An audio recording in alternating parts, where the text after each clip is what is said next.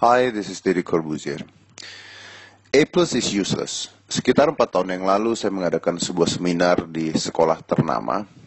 Dan hasil seminar saya sangat amat mengguncang sekolah tersebut. Karena setelah itu banyak guru-guru dan kepala sekolah yang datang ke saya mengatakan bahwa yang saya katakan tidak layak dikatakan untuk para murid yang mendengarkan pada saat itu. Karena saya lebih pro ke murid dibandingkan ke sekolah tersebut. Tapi saya akan mengatakan ini lagi ke Anda supaya Anda bisa mendengarkan apa yang saya katakan pada saat itu walaupun dalam waktu yang singkat karena hanya dalam bentuk rekaman suara saya. Pertama saya ingin mengatakan dulu bahwa sekolah itu penting. Oke? Jadi bukan mengatakan bahwa Anda tidak harus sekolah, jangan sampai ke sana larinya. Tapi saya ingin mengatakan bahwa walaupun sekolah itu penting, banyak hal yang salah di dalam sekolah. Terutama di Indonesia. Mengapa? Begini saja. Anda pasti tahu bahwa banyak sekali anak-anak yang jelek nilai sekolahnya atau tidak baik di sekolah, tapi besarnya bisa sukses. Sedangkan anak-anak yang sukses di sekolah, saya tidak mengatakan mereka tidak bisa sukses, tapi banyak sekali yang akhirnya kerja menjadi pegawai biasa. Kenapa hal itu bisa terjadi? Karena masa depan tidak ditentukan oleh sekolah. Kalau Anda lihat bahwa apa sih yang ingin dibentuk oleh sekolah? Menurut saya hanya satu. Sekolah ingin membentuk anak-anaknya untuk menjadi guru. Ya. Jadi guru matematika ingin membuat anak-anaknya menjadi guru matematika. Guru sejarah ingin membuat anak-anak yang belajar menjadi guru sejarah. Begitu juga dengan guru-guru lainnya. Anehnya, kalau kita ambil seorang guru, ambil saja guru matematika.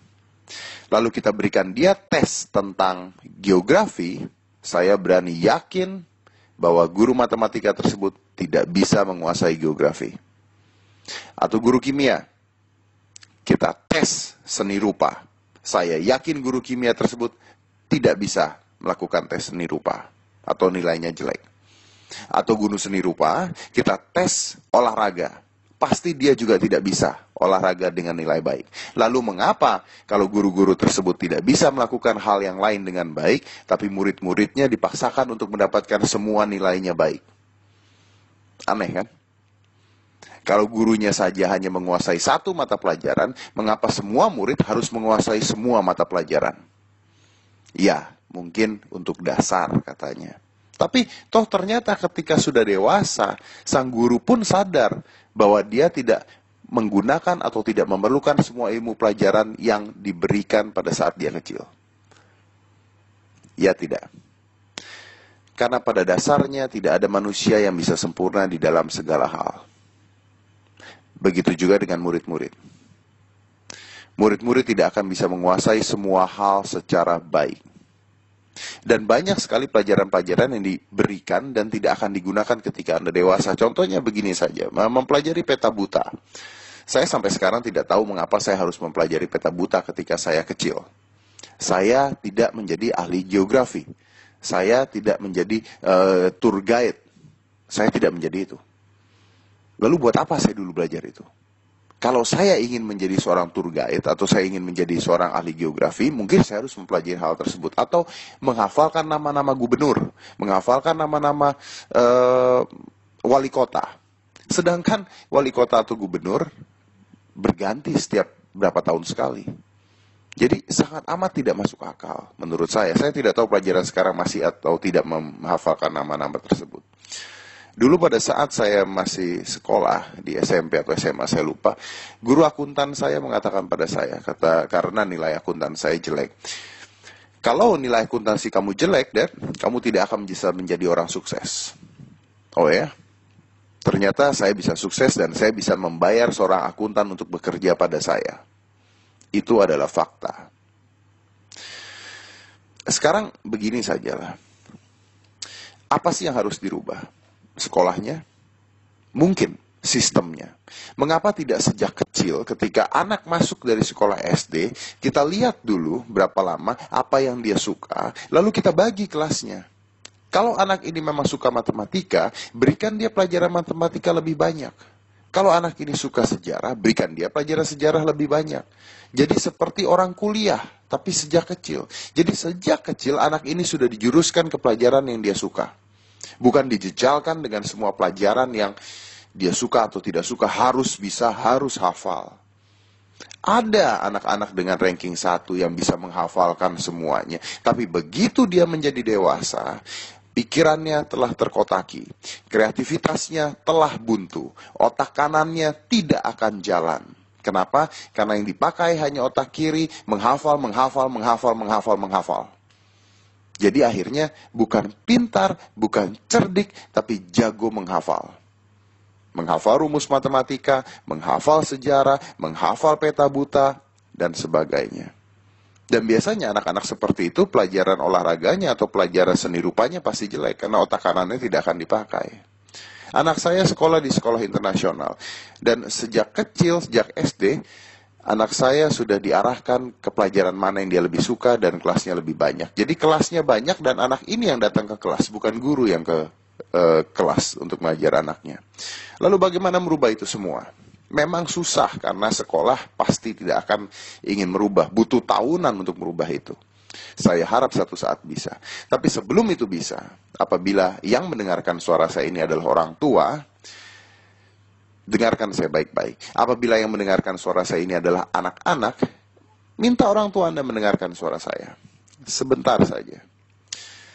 Kalau seandainya orang tua mendukung apa yang anaknya suka dalam mata pelajaran, mungkin dia akan menjadi orang yang lebih berhasil nanti ke depannya. Bagaimana caranya? Begini, pelajaran matematika merah, pelajaran seni rupa bagus. Kenapa yang harus dilesin di rumah adalah pelajaran matematika? Kenapa memanggil guru matematika untuk memberikan les tambahan matematika? Tidak perlu kan? Kenapa tidak dilesin sesuatu yang memang anak itu suka? Kalau anak saya matematikanya jelek, seni rupanya bagus, saya akan lesin dia seni rupa. Supaya bakatnya dikembangkan sejak kecil. Bukan memaksakan hal yang memang dia tidak suka. Kalau seni rupanya jelek, sejarahnya bagus, biarkan seni rupanya jelek. Pelajaran sejarahnya dibantu oleh orang tuanya di rumah. Dikembangkan. Memang ada pelajaran-pelajaran yang kalau jelek atau merah Anda tidak naik kelas. Ya, kalau pelajaran seperti itu dibantu supaya dapat nilai secukupnya. Tidak perlu 9, tidak perlu 10. Ingat, nilai pelajaran Anda tidak menentukan masa depan Anda. Nilai UAS Anda tidak menentukan masa depan Anda. Anda ranking 1 di sekolah bukan berarti Anda berhasil menjadi seorang manusia kelak ketika Anda dewasa. Sama sekali tidak berhubungan. Menurut saya. Kuncinya adalah orang tua di sini. Orang tua harus mendukung apa yang anak suka. Kalau ada pelajaran yang jelek, ada pelajaran yang baik, dukung pelajaran yang baik. Jangan memaksakan anaknya untuk mempelajari pelajaran yang jelek sampai dia bagus, sampai dia nilainya 9 atau 10. Tidak penting. Tidak perlu takut untuk mendapatkan nilai jelek. Tidak perlu takut untuk tidak naik kelas. Tidak naik kelas bukan berarti masa depan Anda hancur. Ada loh anak yang sampai bunuh diri karena dia tidak naik kelas. Itu yang hancur masa depannya. Saya pernah tidak naik kelas. Masalah? Tidak sama sekali. Orang tua saya marah pada saya? Tidak sama sekali pada saat itu. Kebetulan orang tua saya mungkin berpikiran luar biasa dan moderat. Dan tidak semua orang tua bisa seperti itu.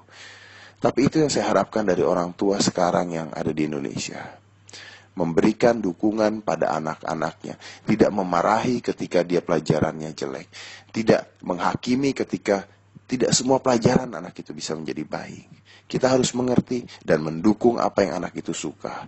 Ingat sekali lagi bahwa masa depan anak tidak tergantung dari pintar tidaknya dia di sekolah. Masa depan anak tidak tergantung dari dia naik kelas atau tidak naik kelas. Masa depan Anda juga tidak tergantung dari nilai rapot Anda.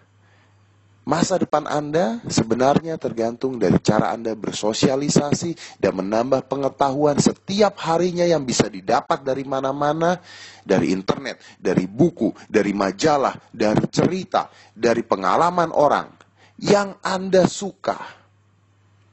Saya punya teman yang kecilnya pelajarannya jelek karena dia suka main game, dan sekarang dia memiliki sebuah toko game terbesar di Indonesia.